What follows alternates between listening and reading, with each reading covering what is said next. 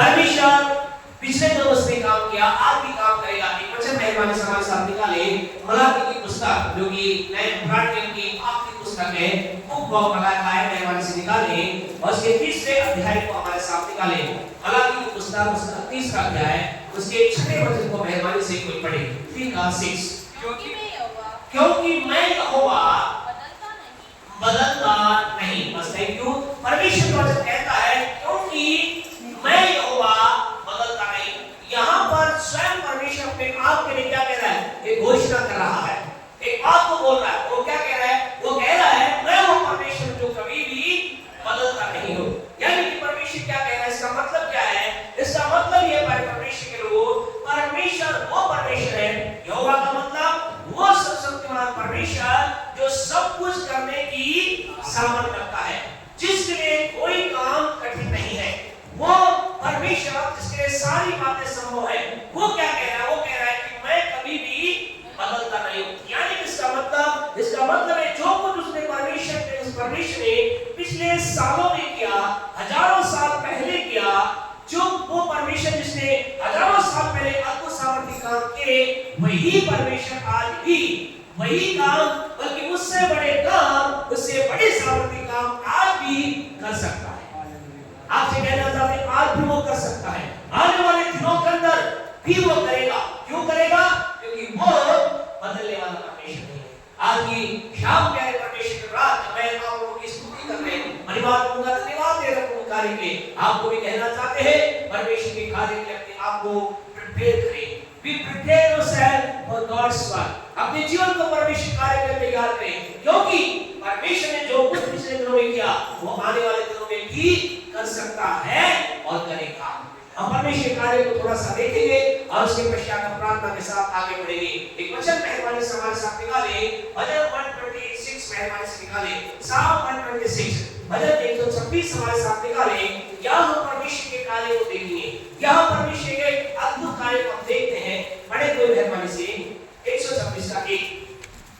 जब यहोवा सिय्योन से लौटने वालों को लौटा ले आया, जब यहोवा सिय्योन से लौटने वालों को लौटा ले आया, तब हम स्वप्न देखने वाले से हो गए। तब हम स्वप्न देखने वाले से हो गए।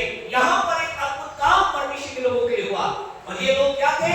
ये लोग बड़ी पीड़ा में थे, बड़े कष्ट में थे, बड़े परेशानी में थे। इनके जीवन की पीड़ा इतनी भयानक थी, यही कह सकते हैं इनके जीवन का दुख इतना बड़ा था, इन्हें लग रहा था कि छूटना तो इनके लिए क्या लग रहा था? एक स्वप्न के समान, एक सपने के समान लग रहा था।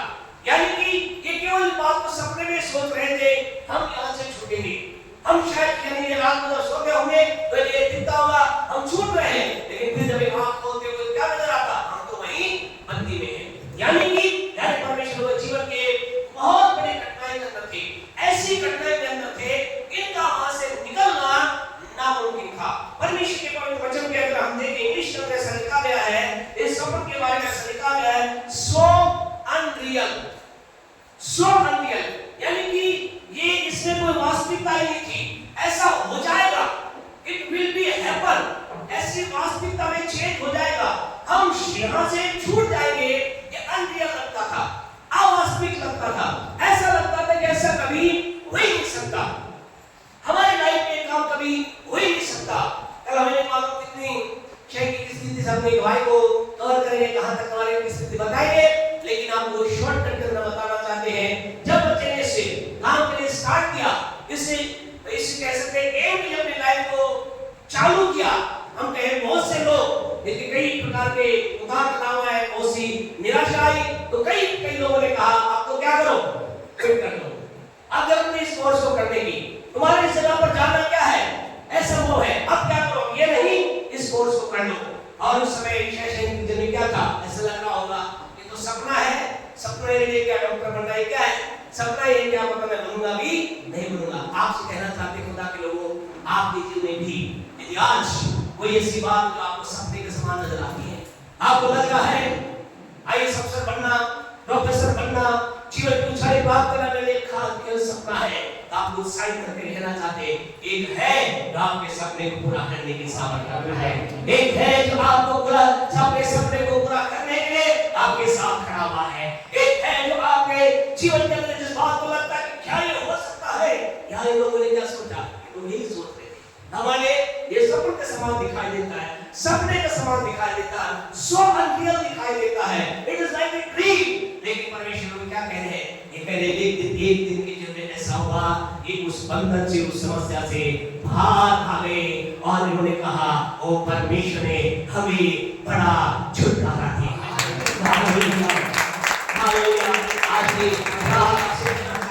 आज आपके जिंदगी वचन केवल परमेश्वर कार्य को नहीं बताता, लेकिन आपको मुझे उत्साहित करता है। यदि आज हमारे अंदर कोई ऐसी बात दिखाई दे रही है जो हमें कल्पना मात्र नजर आती है, या कह सकते हैं प्रभु वचन में एक में ऐसी कई घटनाएं हैं। दाऊद का राजा बनना क्या था? एक कल्पना के समान था, चरवाहा का राजा बन जाना।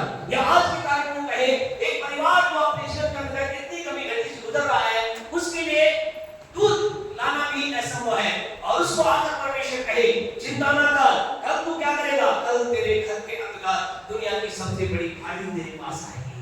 आपसे कहे एक सपना सा नजर आता है, लेकिन परमेश्वर कर सकता है, परमेश्वर कर सकता है, परमेश्वर के अंदर की सामर्थ है। यहाँ आपसे कहना चाहता, परमेश्वर कार्य दिखाई देता है, और कार्य क्या है? हमारा परमेश्वर परमेश्वर है जो हमें नजर आता है, एक कल्पना बात नजर आती है, उसे पूरा करने के लिए परमेश्वर सामर्थ्य है। आज से कहना चाहते हैं आपके जीवन के अंदर परमेश्वर कार्य करने के लिए सामर्थ्य है। लेकिन सवाल आज ये है, जब परमेश्वर हमारे सपनों को पूरा करते, परमेश्वर हमारे कार्य को पूरा करते, परमेश्वर हमारे लाइफ में काम पूरा करते जिसके लिए हम सोच रहे हैं काश ये होगा, हम क्या करें? एक दो बातें को वचन से, इसी वचन से हम आगे देखेंगे। इसी 126 का 2 बड़े पहले वाले से क्या कहता है? भजन 126 का 2, तब हम आनंद से हंसने और जय जयकार करने लगे। जय जयकार करने लगे। हालेलुया। आपसे कहना जब हमें लगे, जब हमें पता हो जाए, जब हम प्राप्त कर ले, हम परमेश्वर की ओर से आशीष प्राप्त कर ले, तो ही हम आशीष प्राप्त करने का अगला स्टेप ये है कि हम क्या करें? हम आनंद मनाएं, हम आनंद करें। आनंद करने का मतलब, कई लोग ये सोचते हैं हम डीजे बजाएं, हम ढोल बजाएं, हम बहुत बड़ी पार्टी करें, हम कुछ ऐसा करें। नहीं, खुदा के लोग हमें समझना है, जब परमेश्वर हमारी लाइफ में कार्य करे, हम आनंद करें। कई लोग ऐसे हैं जो कि जिनमें खुशी आ जाती है, काम हो जाता है, क्या करते?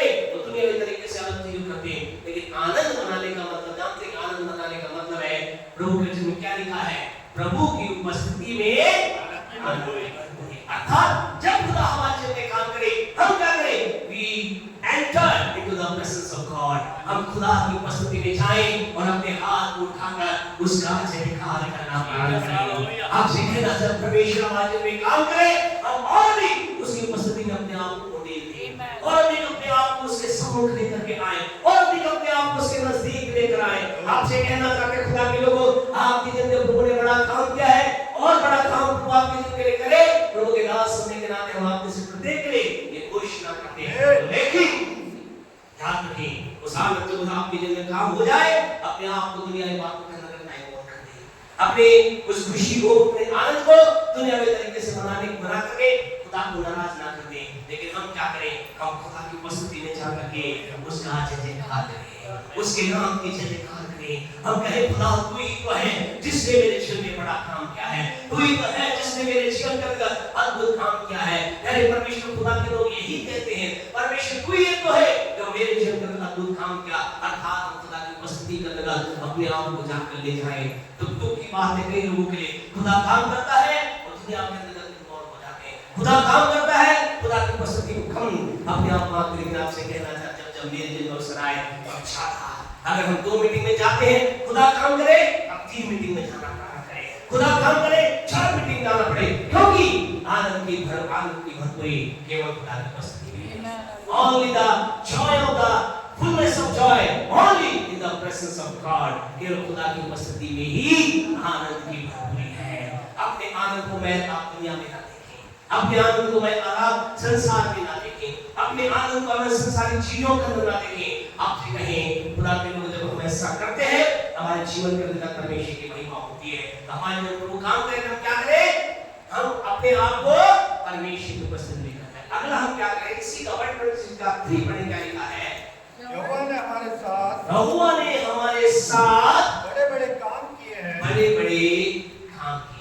अगला स्टेप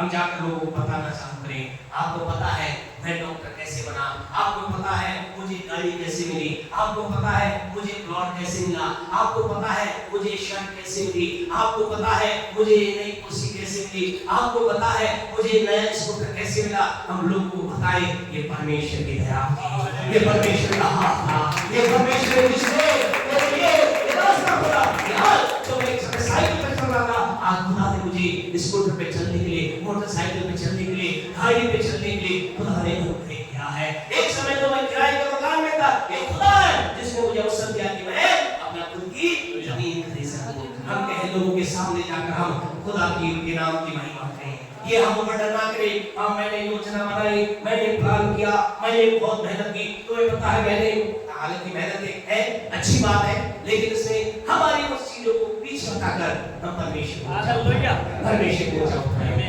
को महिमा दे। मेरा खुदा है जिसने मुझे आज एक डिग्री दी, ये पोस्ट दी, ये शर्ट दी, कुछ भी हो, हम कहे हमें से हर चीज इंपॉर्टेंट है, हर एक चीज इंपॉर्टेंट है। आपको नहीं मालूम जिसके पास शर्ट खरीदने का पैसा दे दे उसे एक शर्ट मिलती है, उसका आनंद क्या होता है ये आपको मुझे नहीं मालूम, उसको पता है जिसे मिलती है। हालेलुया। खुदा के लोग आज की सुबह रात आपसे कहना चाहते हैं, जब परमेश्वर हमारे जिंदगी कोई काम करे, हमारे जिंदगी स्वप्न से देखते हैं, हमें लगे असंभव बातें पूरी हो जाए, हम क्या करें? हम लोगों के सामने जाकर कहे परमेश्वर ने ये क्या कह रहे, यहोवा ने हमारे साथ बड़े-बड़े काम किए हैं, परमेश्वर ने हमारे लिए बड़े-बड़े काम किए हैं, परमेश्वर ने मेरे जीवन के लिए बड़े-बड़े काम किए हैं, परमेश्वर ने मेरे लिए अद्भुत काम किए हैं। खुदा के लोग जब आप लोग ऐसा कहते जानते क्या होता है? खुदा का धन्यवाद से कर जाता है और फिर परमेश्वर जानते क्या करता है, फिर परमेश्वर उससे भी कहीं बड़ी राशि जिसके बारे में आप मन में नहीं सोचते, उसके लिए कहता है ये बेटा मेरी महिमा कर रहा है, ये बेटी मेरी महिमा करनी है, ये बहन मेरी महिमा करनी है, ये स्त्री मेरी महिमा करनी है, ये पुरुष मेरी महिमा कर रहा है। अब इसे मैं क्या करूंगा? मैं इसे एक नई आशीष दिया हकदार मैं से बनाऊंगा, क्योंकि ये वो है जो मेरी महिमा करता है। आपसे कहना चाहते खुदा के लोगों, प्रभु यीशु मसीह जब लाजर को जिलाने के जा रहे थे, जब वो मृत्यु के अंदर चला गया, 4 दिन उसे कब्र रखे हुए, यीशु ने क्या कहा? यीशु ने कहा कि तू विश्वास करेगी मेरी महिमा करेगी, अर्थात if you will believe you will glorify, आप तू महिमा करने पाएगी, तू महिमा की बातें बोलेगी। मैं तेरे लिए ऐसा करूंगा, तेरे भाई को मैं जिंदा करूंगा, लेकिन उसको जिंदा करने के द्वारा क्या होगा? मेरी महिमा। और तुझे क्या करना है? मुझे महिमा देना है। आज आपसे कहना है, आपका मेरा विचार ये है, अभी आप में से कई जिन लोगों के पास कुछ आशीष आई है, आप खुदा को महिमा देकर कहें प्रभु तेरे द्वारा होता है। और जिनके पास नहीं आई है, अपने हार्ट में इस बात को बैठा के रखें, अगर खुदा मेरे जीवन में ऐसा करेगा, परमेश्वर मेरे लिए ये कर दे, परमेश्वर मेरे लिए वो कर दे, परमेश्वर मेरे लिए ऐसा कर दे, मैं मेरे पिता को ही महिमा दूंगा।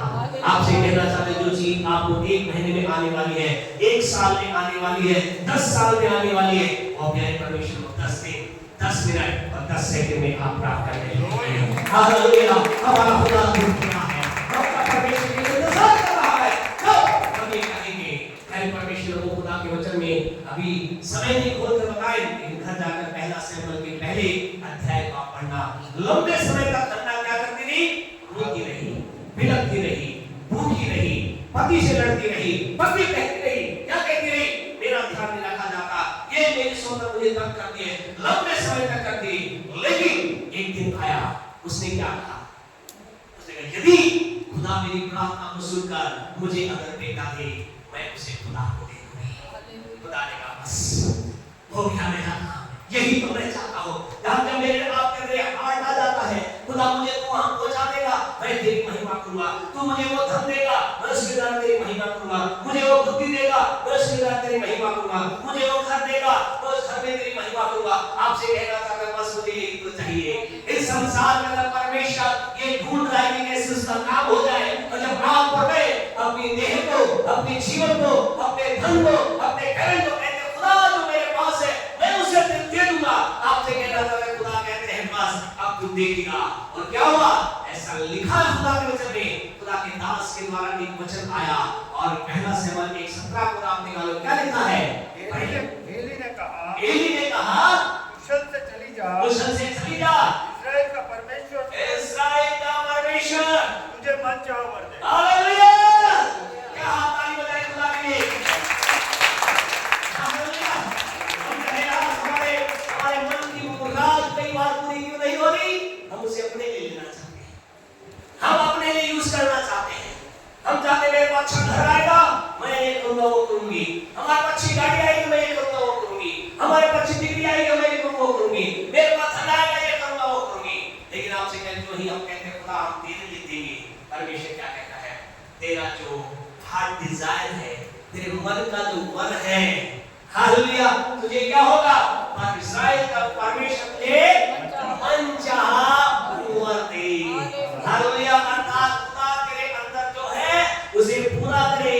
आज हम में से हर एक तरफ बहुत इच्छाएं हैं, बहुत इच्छाएं हैं। इच्छा है अच्छा घर मिल जाए, गाड़ी मिल जाए, नौकरी मिल जाए, ये मिल जाए। खुदा कह रहा है मैं तैयार हूं, तुम क्या करो? एक बात तो कहो, मैं तेरे लिए दूंगा, तेरे लिए दूंगा। आज की सुबह आज की रात आपसे कहना चाहते हैं, भजन 126 के 3 में ऐसा लिखा है, उन लोगों जिनके प्रभु का कार्य हुआ उन्होंने क्या कहा? परमेश्वर ने हमारे साथ बड़े-बड़े काम किया। खुदा को महिमा दी। आज की रात आपसे कहना जब खुदा हमारे लिए काम करे, हम खुदा को महिमा देगा। लेकिन एक कुछ ही बोल करके हम जल्दी बंद करें खुदा की ओर। एक विशेष बात हमें समझना है, जब हम अपने दर्शन को, अपने सत्य को या कुछ चीज प्राप्त करने जा रहे हैं, प्रभु की सहायता से, दुनिया की सहायता की बात नहीं कर रहे, प्रभु की सहायता, प्रभु के द्वारा, तो एक बात हमेशा याद रखना, एक बात हमेशा महत्वपूर्ण याद रखना, आपके जीवन की वो सारी बातें तब तक पूरी ना होगी जब तक कि आपके अंदर ये विचार ना आ जाए कि मेरा परमेश्वर मुझे उस जगह पर पहुंचाएगा, मेरा परमेश्वर मुझे इस मंजिल तक पहुंचाएगा। हमारे अंदर विचार होता है। और कई बार क्या होगा?